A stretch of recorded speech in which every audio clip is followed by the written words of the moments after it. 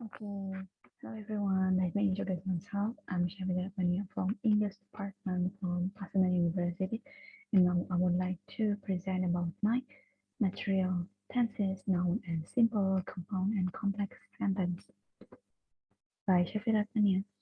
Let's play me. So now let's talk about tenses. So tenses, there are for the present time, present tense. There are for present tense, there are present simple, present continuous, present perfect, and present perfect continuous. So from the A, I would like to present about the present simple. So present simple ini digunain buat biasa ngutarain tentang fakta, general statement, ataupun habit yang udah lebih ke jadwal teratur sih, kejadiannya bisa di masa depan juga. Nah, formnya kayak gimana? Ada subjek, ada verb. Karena simpel kan ya. Nah, terus dia tuh nggak perlu pakai to be, nggak perlu pakai am, are, he, she, nggak boleh pakai am, are, is, karena simple konteksnya. Contohnya bisa lihat di sini ya, seperti my name is Lucy, I live in England. Kemudian ada present continuous. Present continuous ini lebih kompleks. Kenapa bisa dibilang lebih kompleks? Karena dia ini ada subjek, ada to be, dan verb in. Nah, ini digunain buat bicara atau mengatakan sesuatu yang sedang terjadi. Contohnya, I am sharing screen. Nah, kayak gini lagi kejadian kan? Atau I am eating breakfast. Nah, buat present continuous ini kita bisa gunain buat berbicara tentang sesuatu yang kita pikir tuh temporary. Ini nggak awet. Kayak misalkan Jem is living in Manchester, they are working from home at the moment. Terus di sini tuh dijelasin juga kalau you can use present continuous to talk about arrangement in the future. Gitu. Kayak ada rencana kita tuh pengen dengan orang lain ya. Kayak misalkan gini, Sarah is meeting her parents for dinner tomorrow.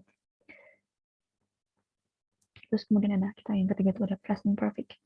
Kalau present perfect ini kita gunain pakai struktur subjek plus have or has, ini tergantung sama subjeknya. Kalau misalkan subjeknya itu plural, kita pakai have. Kalau misalnya singular itu pakai has. Yang he, she, it itu ini Ayu Dewi yang have. Terus past participle. Nah, kalau buat bicarain tentang past perfect ini kejadian yang telah dimulai di masa lalu dan berkelanjutan saat ini gitu. Jadi belum selesai aksinya. Contohnya itu, she has been at university since 2020. Sampai sekarang kan kuliahnya gitu. Terus kemudian ada, kita tuh bisa menggunakan itu kalau buat bicarain tentang pengalaman gitu. Contohnya itu, she has been to Canada 3 times. Terus we have met the Queen. Terus yang ketiga itu kita bisa gunain buat bicara tentang kejadian di masa lalu yang consequences di saat ini gitu.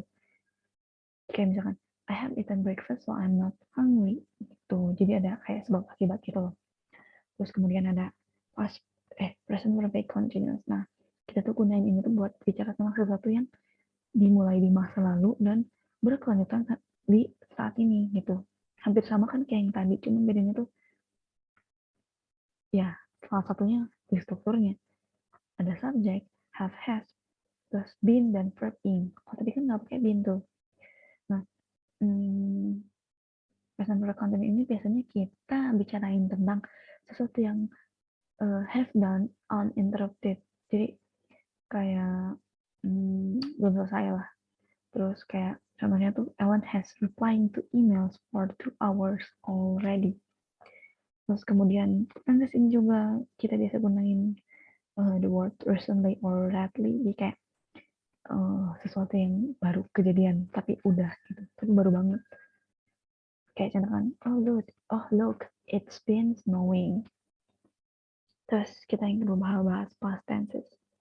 Kalau past tenses ini kita biasa gunain tentang sesuatu yang pas ini udah terjadi, karena pas kan ngebahas di masa lalu. Nah, yang pertama itu ada past simple.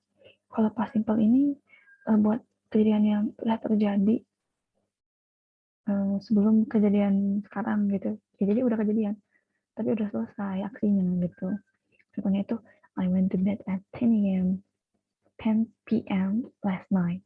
Terus kemudian ada past continuous. Nah, kalau past continuous ini strukturnya itu ada subject plus was atau were, gimana subjeknya ya, kayak yang tadi his, it, atau are you, they, we, terus plus verb in. Nah, kita punya 3 cara nih buat menggunakan tenses ini. Yang pertama ada buat bicara tentang sesuatu yang telah terjadi tapi momennya itu spesifik banget di masa lalu.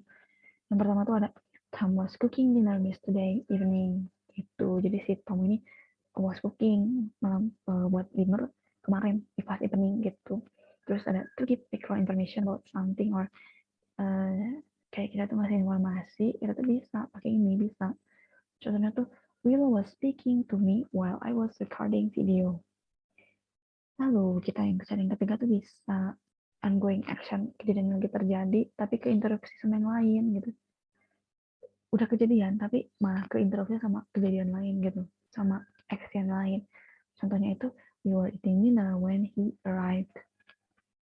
Terus ada past perfect. Nah, ini tuh digunain buat bicarain tentang kejadian yang udah kejadian sebelumnya, udah kejadian. Tapi kejadian ini sampai up to sampai waktu yang tetap ditentukan gitu loh di masa lalunya. Contohnya itu kita pakai struktur subject had plus past participle. Contohnya, when I arrived at the stop, the bus had already left. Lalu kemudian ada past perfect continuous. Nah, struktur ini tuh strukturnya ada subject had been plus verb in. Nah, past perfect ini biasanya dipakai over meaning between two sentences. Contohnya tuh kalimatnya ya, I had worked there for 5 years when company closed.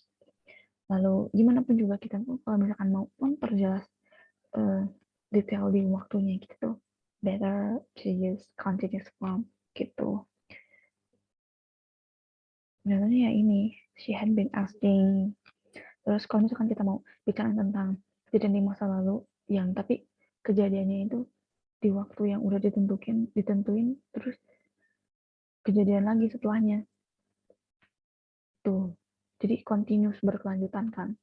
I had been writing my book for almost a year when the publisher told me we finally have a date. Lalu kemudian atau kita bisa pakai ini buat aksi yang berulang sampai waktu yang ditentuin juga. Contohnya, the orchestra had been practicing for months before the concert happened. Nah, kita yang ketiga nih, terakhir ada future tense. Nah, terus sebenarnya buat tentuin ini future tuh gampang. Kalau ada kata will pasti itu tuh future. Kita juga bisa nilaiin ini tuh, caranya tuh bisa buat bicarain sesuatu yang kita pikir tuh bakal kejadian. Contohnya kayak I believe she will come. Itu kan yang kita pikirin, bisa kita tulis pakai future simple. Terus kemudian ada buat bikin janji, Richard will call you tomorrow.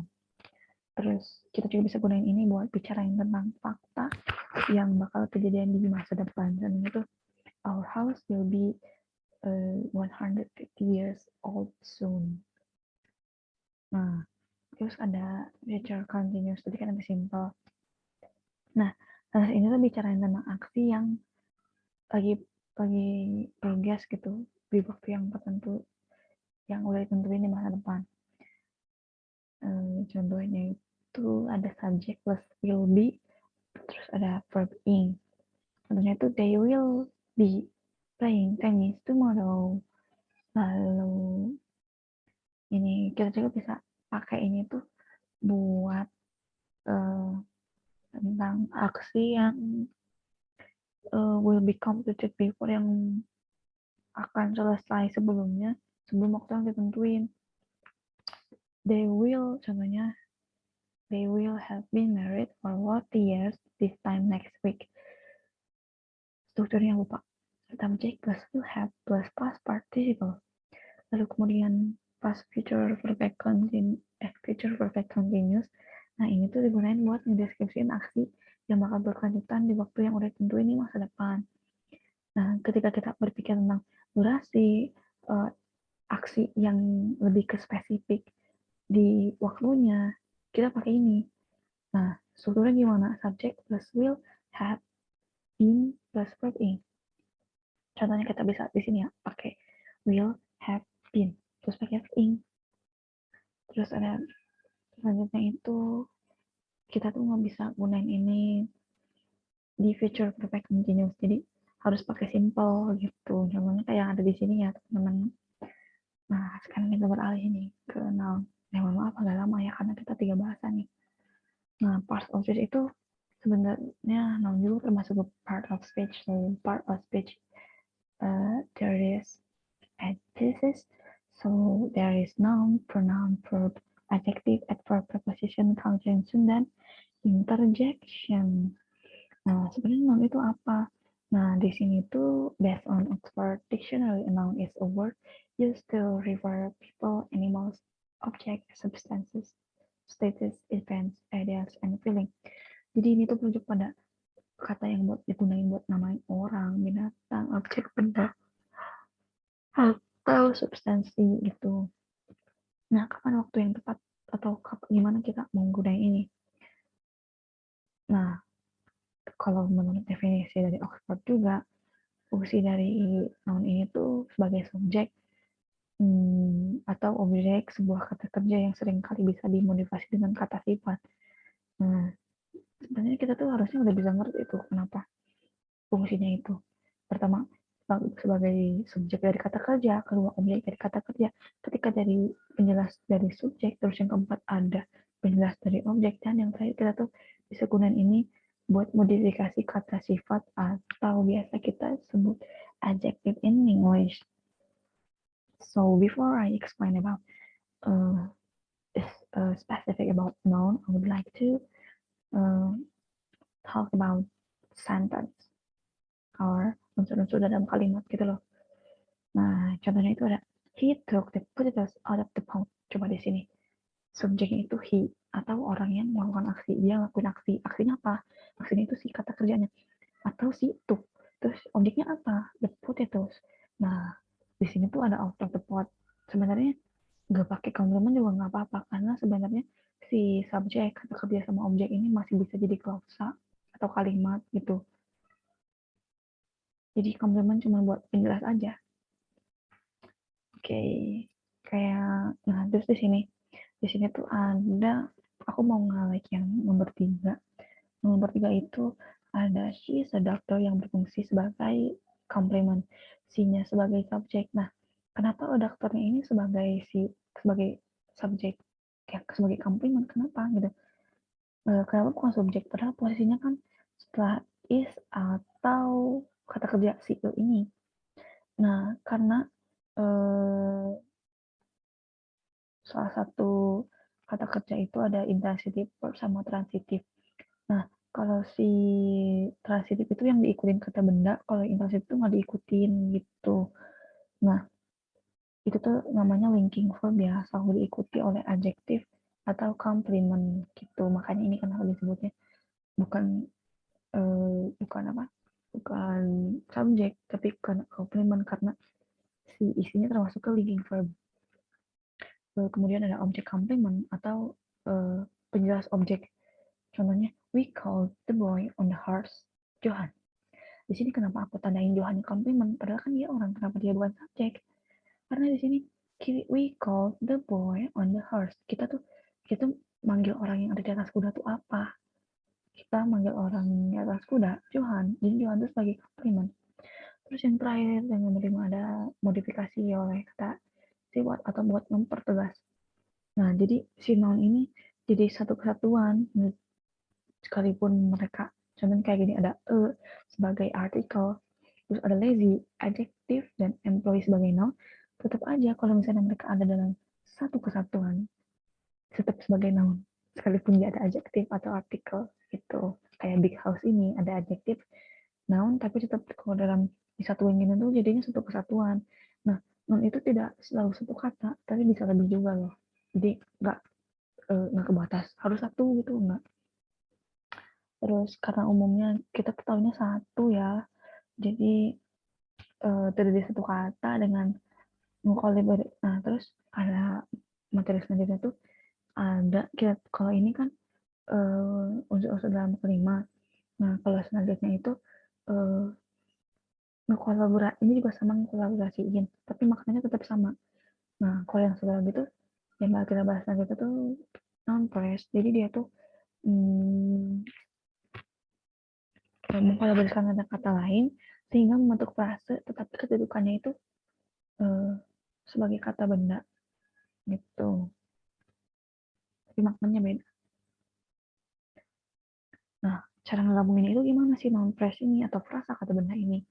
Pertama ada modifier. Jadi si determinan atau non pronounnya ini kayak yang ada dalam kurung. Contohnya itu my phone goes off. My sebagai determiner, phone itu sebagai noun atau kata benda. Terus selanjutnya ada noun, ada adverb. Contohnya ada my daughter. Ini ada e-nya sebagai determiner, t-nya sebagai adverb, d-nya sebagai adjektif, dan d-nya sebagai ya noun gitu. Nah ini bisa kalian lihat ya. Ada quantifier, ada yang bisa dihitung, terus ada number. Nah, vibe ini nunjukin number, terus ada adjektif yang nunjukin kata sifat, ada visual hair. Tapi tetap semuanya itu, sekalipun mereka ada pronoun, ada adjektif, ada quantifier sama number, tetap mereka itu fungsinya itu buat mempertegas si nounnya itu sendiri. Nah, terus ada noun, terus berdasarkan bentuk penulisannya. Yang pertama ada open atau space, di mana dia itu dikasih spasi, dikasih jarak gitu. Yang pertama ada swimming pool, tennis court. Nah, sekalipun mereka, jadi swimming itu ya renang, tapi swimmingnya lagi swimming itu sedang dilakukan kan ada pool. Nah, jadi mereka itu sekalipun ada tenis sama court ini artinya beda kalau dibagi satu gitu. Tapi kalau misalnya udah dipakai long press open ini, maknanya bakal beda.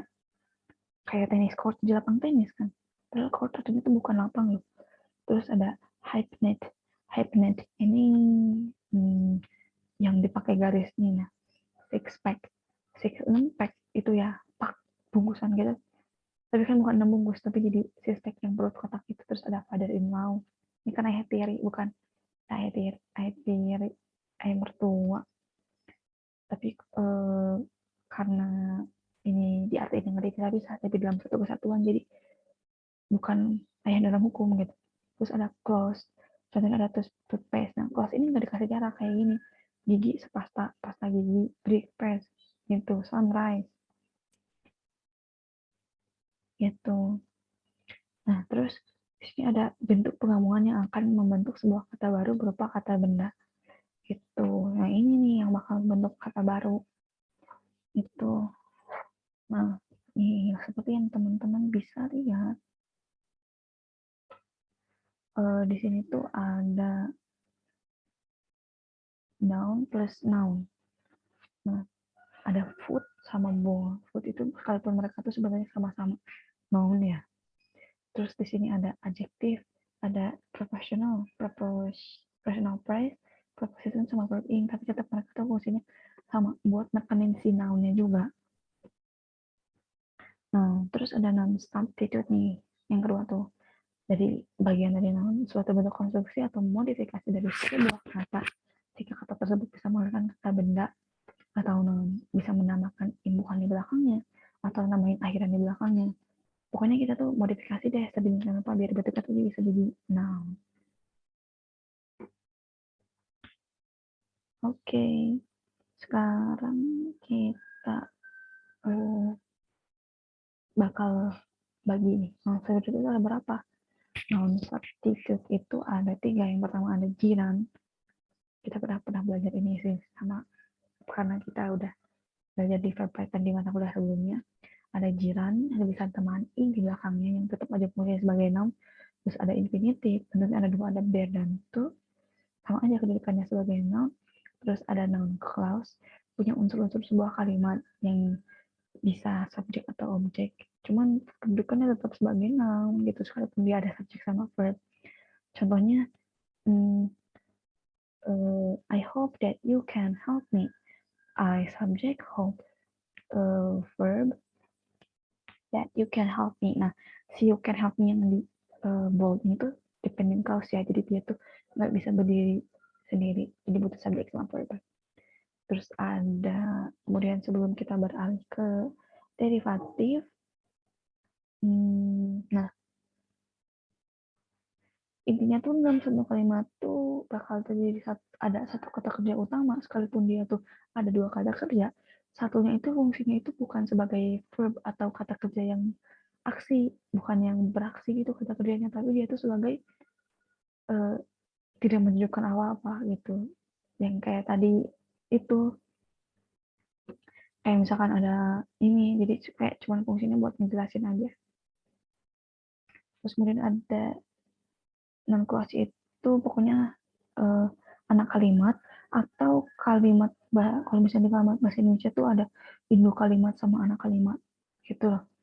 Nah, jadi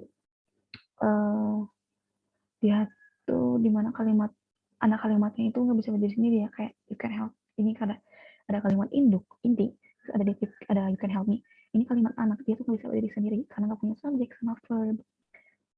Terus yang terakhir ada derivatif atau pembentukan kata baru dengan penambahan akhiran atau imbuhan. Terus kita beralih ke terakhir, simple, compound, and complex sentence. Nah, simple. Sebelum kita bahas tentang simple, kita dulu harus tahu dulu nih, sentence itu apa? Sentence itu adalah gabungan dari beberapa kata yang menyusun jadi sebuah kalimat, biar lengkap. Nah, kalau simple sentence itu, the subject tells who or what did something, the verb tells action, like jump, word, thing, or condition is, was, seem, appear. Jadi simple sentence itu simpelnya harus punya satu pasangan gitu. Contohnya yang ada di sini ya. Di sini kan ada. Tapi kenapa di sini ada yang subjeknya ada yang dua, verbnya ada yang dua, bahkan ada yang subjeknya dua, verb dua. Nah di sini tuh yang mau aku tekan yang ke semuanya itu, buat ke semua yang udah nonton tiga ini tuh. Jadi simple sentence itu bukan berarti subjek harus satu, verb harus satu, tapi yang penting mereka tuh harus sepasang, harus pair tuh, has one subject verb pair gitu. Nah jadi kita tuh bakal lanjut ke compound ya. Kalau compound ini tuh terdiri kalimat yang terdiri dari dua atau lebih independent clause atau kalimat yang bisa berdiri sendiri. Nah, yang bisa kalian identifikasi ya, di sini ada I read novel, subject verb, terus ada subject verb juga, jadi dia bisa berdiri sendiri. Nah, kita tuh bisa gunainnya itu pakai cara gimana aja. Yang pertama, ada pakai koordinator atau kayak kata hubung gitu loh. Nah, kita contohnya tuh bisa disingkat tuh pakai fan voice, for, and, nor, but, or, yet, dan, so. Terus yang kedua ada with conjunctive adverb. Contohnya tuh I want to drive a car, therefore. Si therefore itu sebagai conjunctive adverb, I have to practice every day. Buat ada punctuation note-nya nih atau tanda baca ya. Kita bisa taruh semikolon atau titik koma sebelum koma setelah konjungsi adverb atau kata keterangan ketika kamu menggunakan mereka untuk format compound sentence. Kita bisa lihat di sini ya, conjunctive adverbs nih kalian bisa pakai ini. Terus ada with semikolon atau titik koma. Nah, kita perlu perhatiin dulu nih. Kalau pakai titik koma itu, kita harus tahu ini tuh kalimatnya punya satu makna nggak, sejalan nggak. Kalau misalnya dia nggak sejalan, harus pakai koma. Kalau misalkan koma harus pakai cara lain lah. Pokoknya kalau misalnya pakai titik koma atau semikolon ini cuma buat makna yang selaras aja, yang sama maknanya. Lalu terakhir kita bahas tentang kompleks. Yeah, here we go at the last material. So complex sentence, it contains one dependent clause, one independent clause, and one more or dependent clause. Jadi ada 2 macam dependent clause yang biasa digunain nih. Yang pertama tuh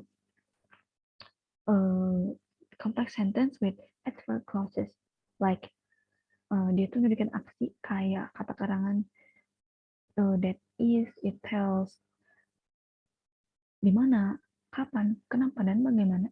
Terus ada complex sentence dengan adjective clauses yang diawalin itu pakai subkoordinator. Contohnya when, while, because, if, so, or that. Terus yang dependent clause ini tuh bisa ditempatkan tulis sebelum atau sesudah independent clause. Oke, teman-teman, kita bakal beralih ke materi selanjutnya ya. Contoh kalimatnya.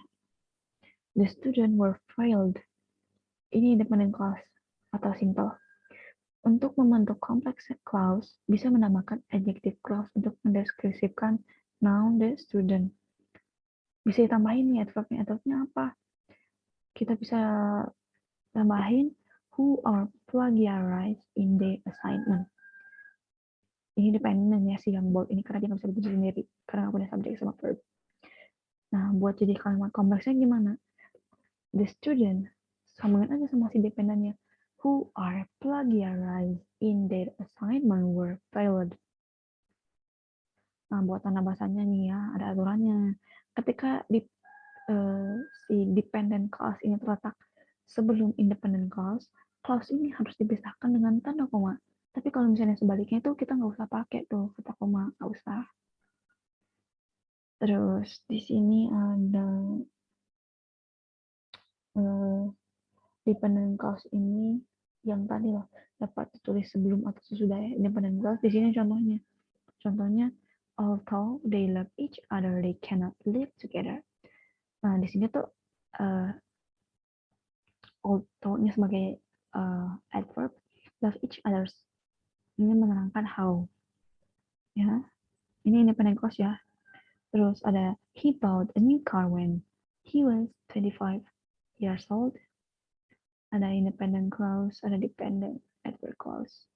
Nah, buat complex sentence with adjective clauses ini buat ngedeskripsiin noun atau kata benda atau pronoun kata ganti yang dimulai dengan relative pronoun. Kayak contohnya deh, ada who, whom, which, was, or that, or with, atau where, when. Nah, terletaknya itu ngikutin noun atau pronoun yang dideskripsiin. Jadi kalau udah pokoknya si who, whom, yang lain-lain itu yang relative adverb ini terletaknya itu ngikutin noun atau pronoun yang dideskripsiin. Nah, segitu aja nih. That's all that I can explain to you about tenses. And then now simple complex sentence. I'm sorry if I'm not explaining clearly, but I'm still learning to be better. So that's all for today. I'm Shitra Mania. See you. Bye.